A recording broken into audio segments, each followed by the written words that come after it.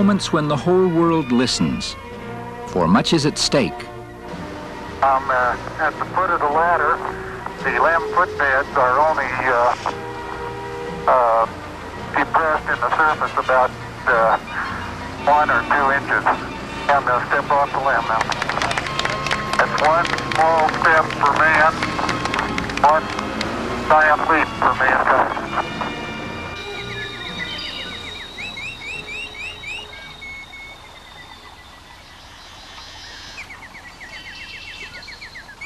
Hello there. I was just listening to some of the sounds of spring. There are a lot of sounds that compete for our attention these days. Usually, the bigger ones get it. But sometimes, equal or even more important sounds, the ones we have to try harder to hear, are missed. I'm a listener, and so are you, or you should be. I listen a lot, and I talk a lot. And I'm really concerned about communication. All of us make some pretty serious mistakes in this area. There are a few things I've learned that perhaps I could share with you. They're not original with me, but they've been helpful to me. So are you listening and watching?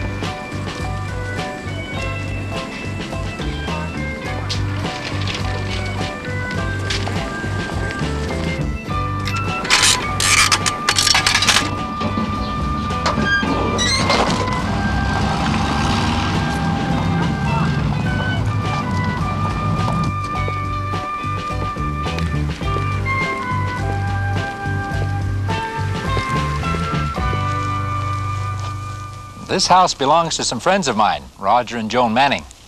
Right now, they're out back having a barbecue. Thank you. Okay. Well, anyway, I was telling you, you know the teacher. You know the teacher when he came? No. Well, we thought we were going to get in a whole bunch. No. Roger, Joan, and their children make some of the same mistakes that you and I make. And I think that if we watch carefully, we can learn some things. Let's just hurry it on a bit.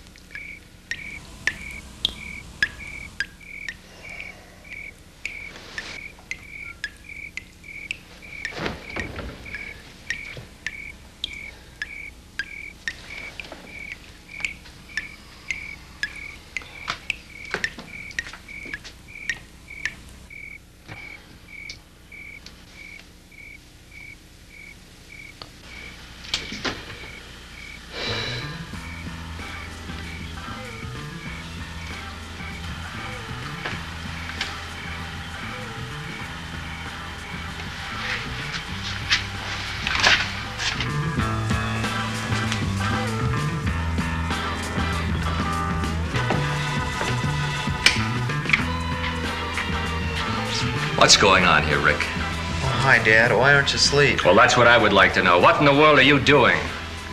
Just listening to some music. I can't sleep. So you don't want anybody else in the house to sleep either, is that it? Will you turn that thing off? Sorry, I didn't think you could hear it up there. Now look, it's 3:30 in the morning. Sorry, I just can't sleep. Now listen to me. You've got to go to school in the morning. Now what kind of grades do you expect to get if you can't even stay awake in class? I know. And your health. You want to have a breakdown before you're 20 just because you stay up all night listening to that drivel? Sorry. Now you get to bed, you hear?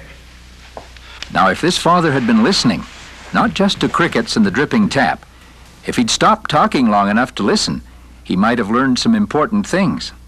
Watch. What's going on here, Rick? I just can't sleep. Can't sleep. What's the trouble? It's nothing. Something bothering you? Well, after school, some guys were talking about girls and stuff. Dad, you don't want to listen to this. Of course I do, son. Well, we've always been taught in church that, you know, but some of the guys seem With to a little think listening, you can learn a lot. Well, It takes time, kinda but in the long run, it saves time. And saves souls, too. For human values are at stake, and people very close to you. Thanks, Dad. Sorry I ruined your sleep. That's all right. I'll see you later. Would you hit the light?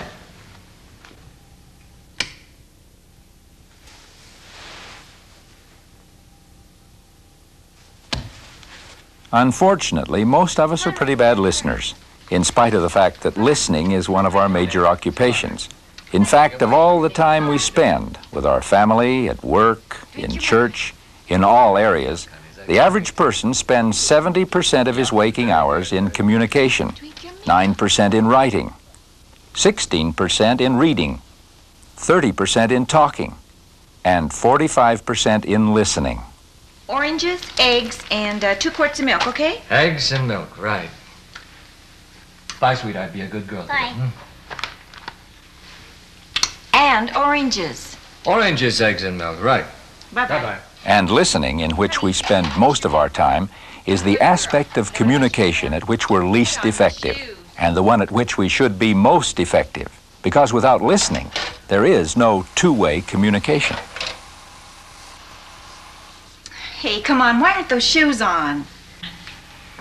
I can't do it. You do it. Of course you can do it. I've watched you do it hundreds of times. Now get those shoes on. You do it. I want you to. I'm cleaning the kitchen today. And then there's the ironing and the vacuuming and my Sunday school lesson. I have 10,000 things to do today, and one of them is not putting shoes on a big girl who can do it very well for herself. Now get a move on. This mother was listening all right, but with her ears, not with her heart. If she'd been listening for understanding as well as for information, not just to the words, but to what's behind the words, she would have learned what her child was really saying. Of course you can do it. Now get those shoes on. You do it. I want you to. All you ever do is work. I want you to pay attention to me. I'm important too. 10 minutes, my love. Then I've got to get back to work. You get your shoes on. I'll get the scissors and glue. Oh boy. I'd like to make a book today, okay? Okay. You know what I'd like to draw on it? Now what? Elephant. Oh, fine. Then, I'll cut you out a little book. And you can put elephants in it, all right? Listening, real listening, is a dimension of love. It confirms our concern and says, I care about you.